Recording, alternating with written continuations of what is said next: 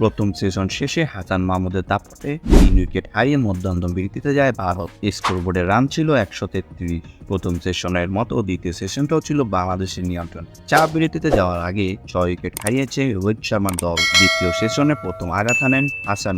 মধ্যাহ্ন বিরতির আগে রোহিত শর্মা, শুভমান গিল ও বিরাট কোহলিকে সাজঘরে ফেরানো হাসান চতুর্থ শিকার হন ঋষভ পান্ট। 52 বলে 39 করে সাজঘরে ফেরেন। 2 বার জীবন পাওয়া এই পান্ট। এরপর 42তম ওভারে বিপদে ওঠা জয়সী জয়সওয়ালকে ফেরান নাহিদ রানা। নাহিদের শিকার হওয়ার আগে কেরিয়ারের অষ্টম অর্ধশতক তুলে নেন জয়সী জয়সওয়াল। 118 বলে করেন 56 রান। চা বিরতির আগে লোকেশ রাহুলকে ফিরিয়েছেন মেহেদী হাসান মিরাজ। 52 বলে 16 রান করেছেন KL রাহুল।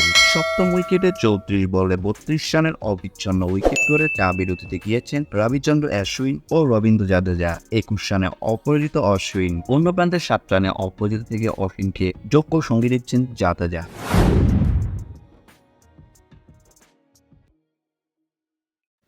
ভিডিওটা শেষ পর্যন্ত দেখার জন্য সবাইকে অনেক অনেক ধন্যবাদ। তো আশা করি আপনারা সবাই আমাকে সাপোর্ট করবেন আর আমার এই চ্যানেলটা সাবস্ক্রাইব করে দিবেন, লাইক কমেন্ট শেয়ার করবেন।